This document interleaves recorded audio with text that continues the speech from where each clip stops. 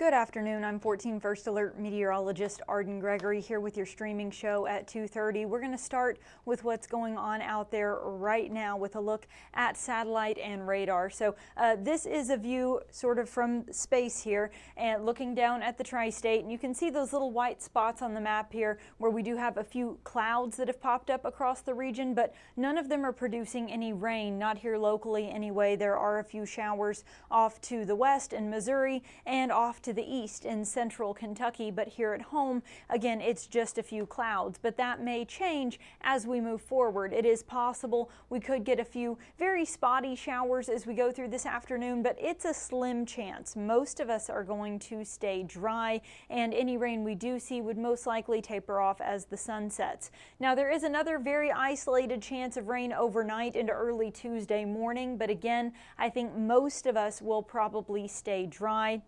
As we get into Tuesday, though, that changes. Tuesday morning, again, maybe a stray shower, but as we get into about lunchtime on Tuesday, then into the afternoon, that's when you see those rain chances really picking up with scattered showers and even a few thunderstorms. Those rain chances then largely taper off Tuesday evening, but we're not done with the rain just yet. On Wednesday, again, we've got a very isolated shower possible in the morning with better chances as we get into the afternoon and evening. Not a washout. I can't guarantee that everyone will get this rain, but there is at least a chance of a few scattered showers and storms, mainly Tuesday from about lunchtime into the afternoon, and then again Wednesday afternoon and evening. We're not expecting severe weather either day, though. Today, not even outlooked for thunderstorms because, again, I think we'll most likely stay dry.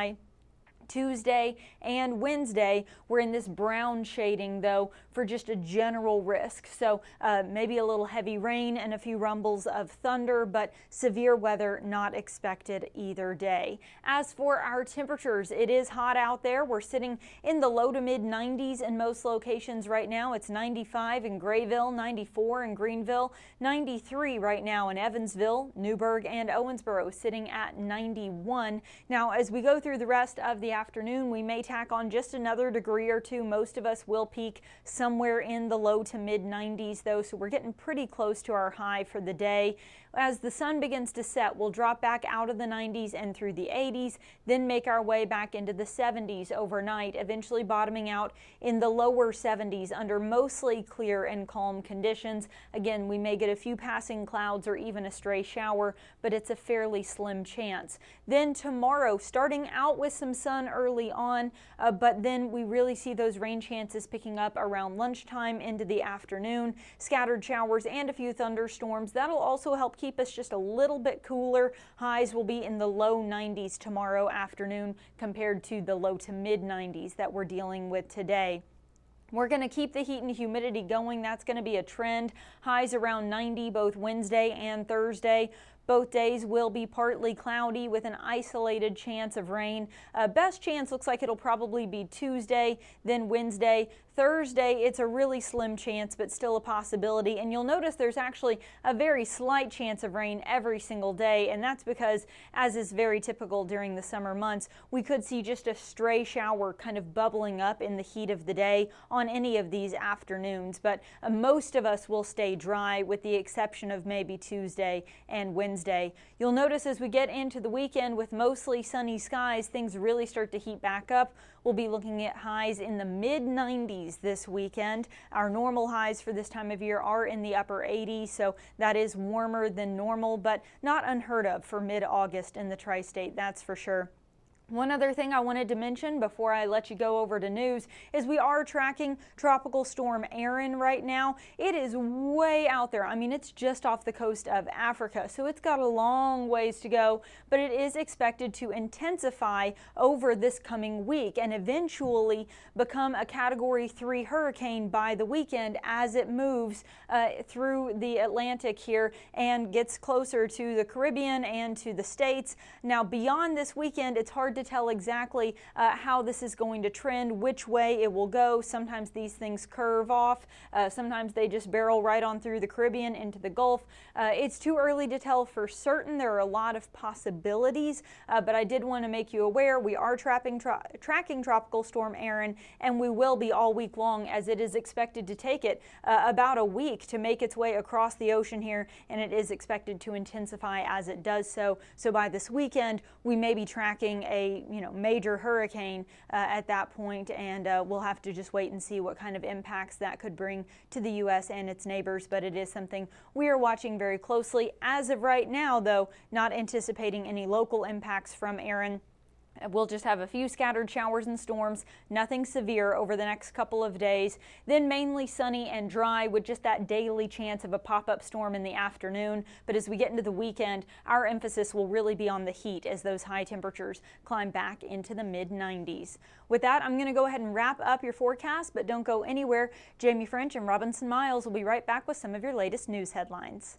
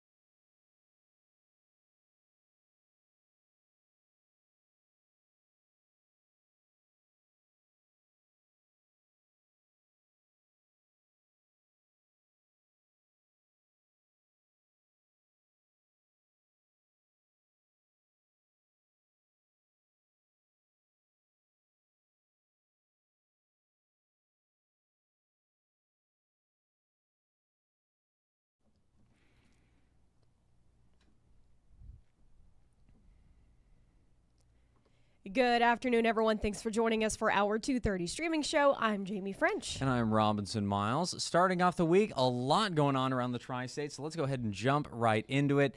Sad news first. More traffic alerts, everybody. Another big closure is underway in the Lloyd For You project on the west side of Evansville. Yeah, Red Bank Road at the Lloyd is now closed. That means drivers will not be able to exit from the Lloyd to head north on Red Bank. Officials say this work is some prep work for the new displaced left turn lane that's going in at that intersection. Crews will be working overnight. They hopefully want to finish that by August 26th. So a bit of a headache, but hopefully it'll be done soon. True. Those who drive in that area, if you just haven't had enough challenges, that one's for you. Yeah. Keep the excitement going. All right, for our next two stories here today. Now, we know that last week we had a lot of back-to-school coverage. Many of our schools got back in session. Now, for those of you that miss all of that coverage, good news for you. We're keeping it rolling. It is the start of week 2 for many of our schools, but of course, it is week 1 for many more, including those in Henderson and Owensboro. Now, today is day 1 for those at Brescia University. Yeah, this year the school is celebrating its 100th year after being founded back in 1925. This year also comes with some new leadership. As we reported to you back in December, Madison Silver was chosen to replace the former outgoing president.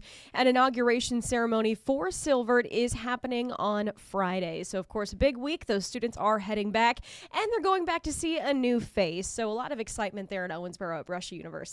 And, of course, they are not the only ones. Of course, big things are happening at the University of Southern Indiana as well. Today, future and returning Screaming Eagles will start to move into their home away from home for the upcoming semester. Of course, this is happening on campus all week as classes begin next week. Was that a big thing for you, the whole getting back into your dorm The process? move-in process was just so, oh my goodness, they shut down roads everywhere. Kids are just all in the streets with suitcases and boxes. It was a whole thing. It was a lot. I remember my first time going to school, I had some other stuff that was going on, so I had to start a week late. And so by that time, it was not fun The for chaos anybody. was over. Yeah, I was there and I was all excited to like meet everybody, but everyone, like the hope was gone for everyone else's eyes at that point. So I was like the one freshman who was really stoked and did not connect with anybody. Honestly, moving was fun, but at the same time, you're like sweating. You're carrying boxes up and down so many flights of stairs, depending on what sort of dorm you live in or off campus. You know, you're